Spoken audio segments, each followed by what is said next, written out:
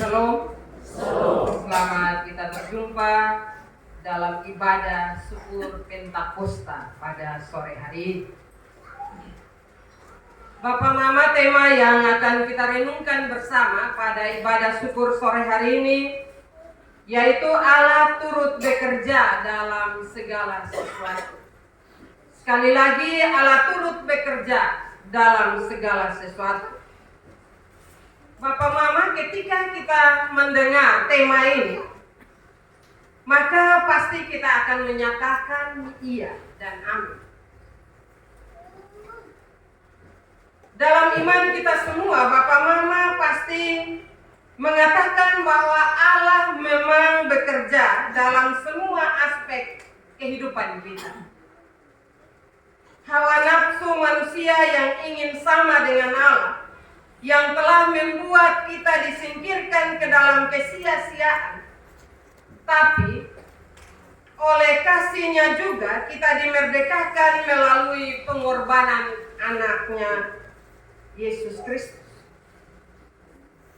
Bapak Mama, memang kita semua saat ini kita sama-sama sakit, sama-sama susah, sama-sama sia-sia dengan makhluk ciptaan Allah yang lain. Kita juga, Bapak Mama, sudah menerima karunia Roh Kudus, juga merasakan penderitaan seperti makhluk yang lain. Tetapi Bapak Mama, Roh Kudus memberi pengharapan akan adanya masa di mana orang-orang percaya diangkat sebagai anak, sebagai pewaris yang mewarisi kerajaan Allah. Melalui syukur Pentakosta pada sore hari ini, marilah kita renungkan makna pencurahan Roh Kudus dan kehadirannya dalam pribadi kita dan juga dalam kehidupan keseharian kita.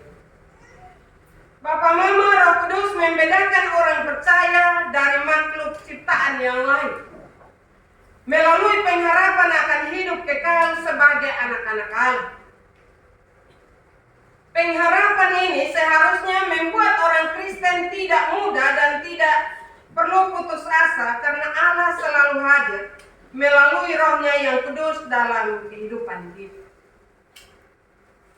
Sebenarnya Bapak Mama, kita harus punya keyakinan sebagai orang yang beriman kepada Kristus, sebagai orang yang percaya kepada Tuhan. Seharusnya sekali lagi kita tidak mudah putus asa atau kita tidak hilang pengharapan. Kenapa? Karena janji Allah jelas bagi kita.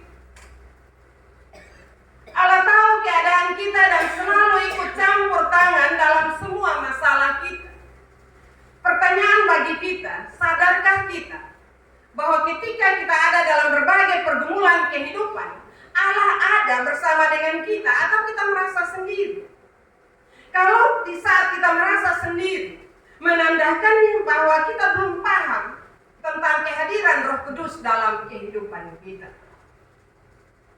Bapak Mama, ketika kita mengalami kegagalan dalam kehidupan kita, sebenarnya itu hanyalah ujian atau pelajaran bagi kita untuk memperoleh hal yang lebih besar yang sudah Tuhan siapkan untuk kita.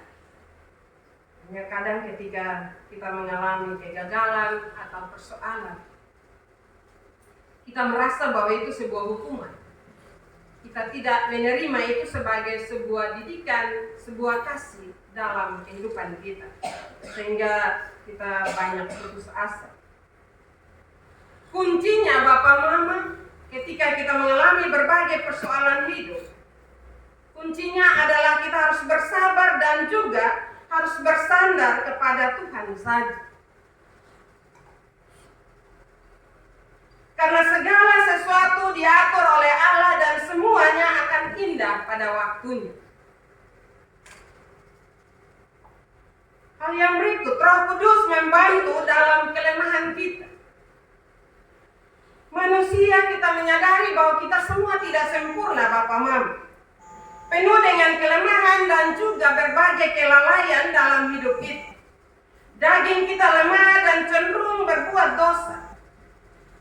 Ironisnya kita sering tidak menyadari kelemahan-kelemahan kita.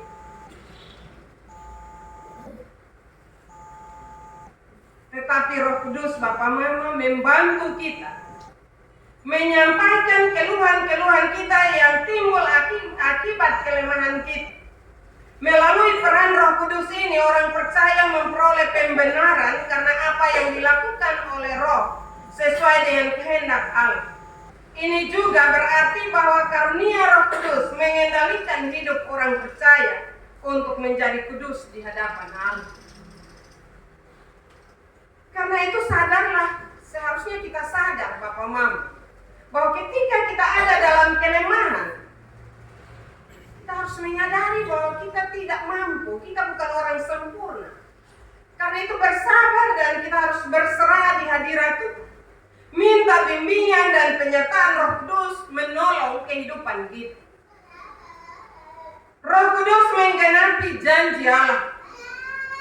Kita tahu bahwa sebelum Tuhan Yesus naik ke sorga, Ia berjanji akan datangnya penolong yang setia, yaitu Roh Kudus.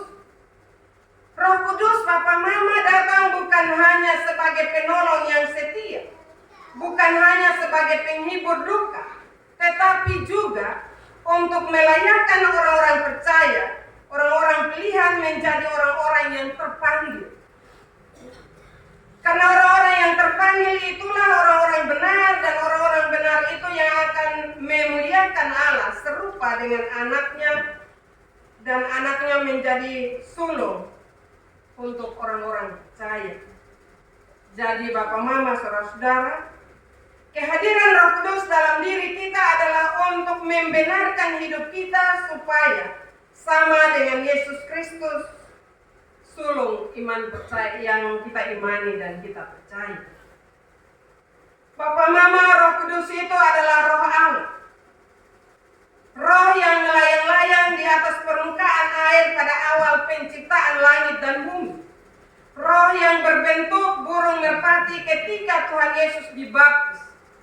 Dan roh yang turun ke atas para murid dalam bentuk lidah api pada hari Pentakosta.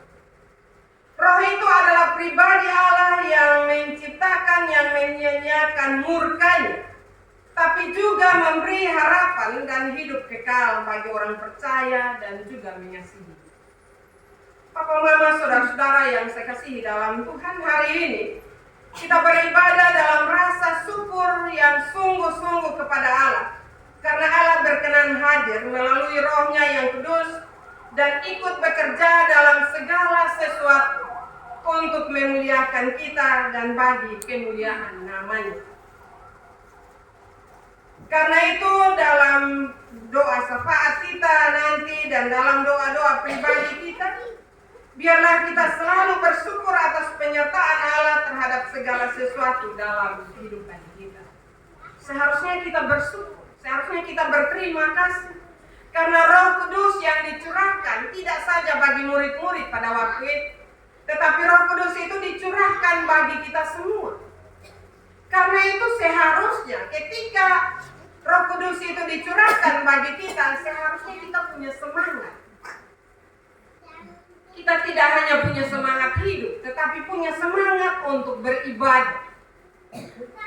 Yang namanya kita dapat sesuatu yang berharga dalam hidup kita ini, Bapak Mama, pasti kita bersyukur ya Bapak Mama. Kalau kotong dapat berkat ulang tahun saja, kotong minta pendeta majelis datang untuk doa syukur. Tetapi ketika kita mendapat sesuatu yang sungguh luar biasa, yaitu Roh Kudus, kan kotong malas tahu saya Bapak Mama. Sudah Roh Kudus syukur, jadi ya sudah.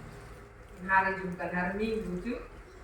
Padahal Roh Kudus Tuhan curahkan dalam kehidupan kita untuk melakukan berbagai hal yang bermanfaat di dalam kehidupan kita. Karena itu marilah kita bersyukur. Hari ini juga kita bersyukur Bapak Mama atas hasil panen yang Tuhan beri dalam kehidupan kita. Bapak Mama, hasil panen adalah wujud dari kerja keras dan kesabaran seorang petani, dan pada akhirnya mendapat hasil. Syukur panen menjadi simbol bahwa di balik kesulitan Tuhan menyediakan berkatnya dan juga kemuliaan. Petani menabur benih dengan iman dan harapan, demikian juga iman Kristiani kita mengajarkan pengharapan dalam proses yang panjang. Panen adalah penggenapan harapan dan bukti kesetiaan Allah.